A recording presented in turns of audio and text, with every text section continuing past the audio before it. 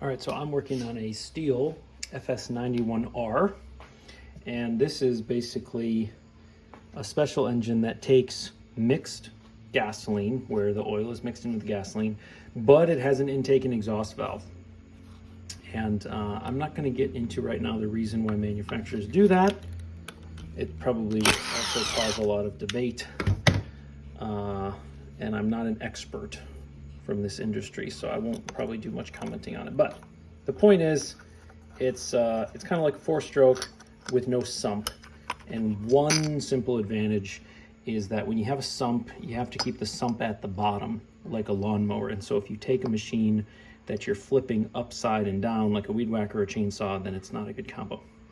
All right, customer complaint on this one is that, especially after the machine gets really, really, really hot, it doesn't run well. And I found at least two problems that is going to affect that. The first is that there's a break in this gasket.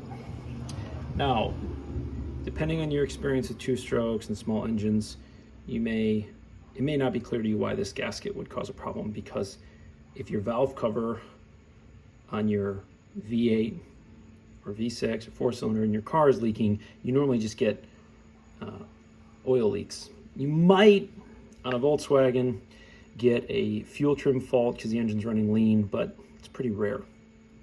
But on a two-stroke, this is what we call an air leak. And I'll just try and demonstrate really quick why that matters. So this is a two-stroke engine that I cut away so you can see the piston. And I'm going to flip it around now so you can see the bottom side of the piston. So that's the bottom side right there. What happens is, before the fuel and the air that go through the carburetor make their way into the intake, they actually sit down here underneath the piston. Well, you could call it the crankcase. I don't know if they call it on two strokes, but that's what they call it on a four-stroke. And when the piston comes down like this, it compresses the air in this chamber a small amount, and it makes the air move from underneath the piston through the transfer port to above the piston. And so if you have a leak, let's say at the crankshaft seal, which would only be an oil leak on your car, what happens is when the piston comes down, instead of the air-fuel mixture getting pushed up through the transfer port to the top of the piston, some of it gets pushed out to the atmosphere.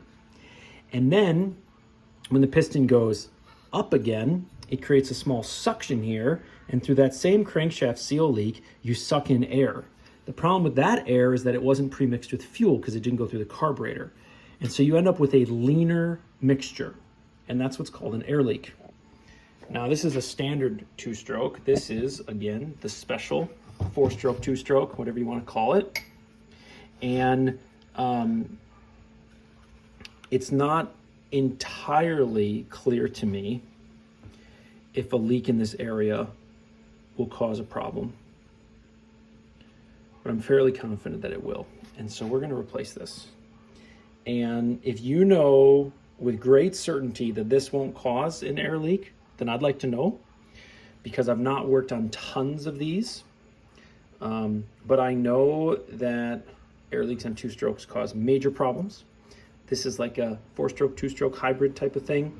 I'm not completely confident how this will affect it and to what severity. I think that if you had a leak, or if you had a gasket failure of this type on a two-stroke, it would have locked up already. But I think that when this thing gets really, really, really hot, this is causing an effect. And here's my reasoning. There's oil up in this area. If there wasn't, you wouldn't need this cover. And the only way that oil can get up here is by coming in through the gas. So somehow gas and oil mixtures are getting up here.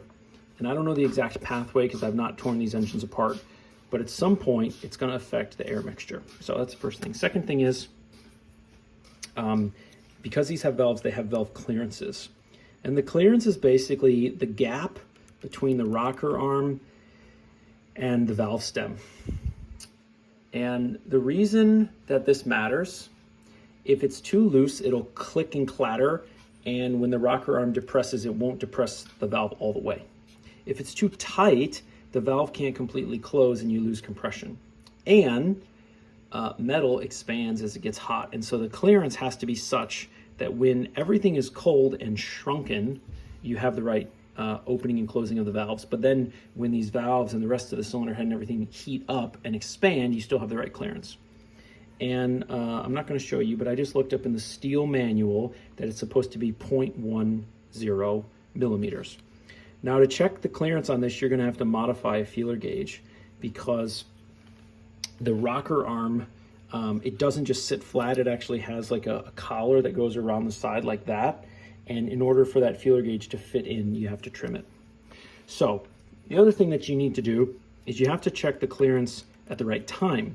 So as you pull the engine over, you're going to start to see this valve move. This valve is right now under tension, and so that clearance that we're trying to measure is gone. There is no clearance because it's making contact, and the spring is pushing the valve up against the rocker arm, and so there's basically no clearance at all. Okay. Now, after this one's done, you're going to see this one move. And what you want to do is you want to check the clearance in between. And what you want to do actually is check it dead in between. So you basically find out when this one moves, and then you want to check it after both valves have moved, but not before they move again, and you can find that sweet spot. The best way to do it is to remove the spark plug and look at the position of the piston, and you always take the measurement on top dead center. And you do it top dead center of at the end of the compression stroke, at the beginning of the power stroke, not on the exhaust stroke, because top dead center on top of the exhaust stroke, the valves are open. So you can remove this. You can take a tool if you like and put it down in there and then check the height. You can just use your eye and a flashlight, whatever you like. If you've done this a lot, then you can do it without looking at the piston. And what you'll find is that when you insert your feeler gauge, it should go in there but not be loose and floppy. In other words, this thing stands on its own. I can push it in and out, but there's some drag, okay? There's some tension. And it'll take some practice before you know how much tension is too much tension. And that goes back to something I've said in another video, which is it's good to do tests on engines that aren't broken, or to do a test on an engine where you know this part of the engine's not broken. That way you get to develop your spidey sense of what's normal and what's not. So anyway, so I can feel this drag. Of course, I can't show you what that feels like in a video. You just have to take my word for it. But when I go over here, it doesn't want to go in. It doesn't want to go in at all. So this valve is out of adjustment. Now that can happen for a couple of reasons. It could be because somebody else was in here before. Actually, I've been in here before, but I did it right. The second thing is that components wear out, and components stretch, and components expand and shrink. Honda had an issue on their dirt bikes years ago that I happen to own where I think they were titanium intake and exhaust valves, or intake valves were stretching. And so they would continue to stretch, and so you'd get the right clearance, and then you'd check it a month later and the clearance would be gone.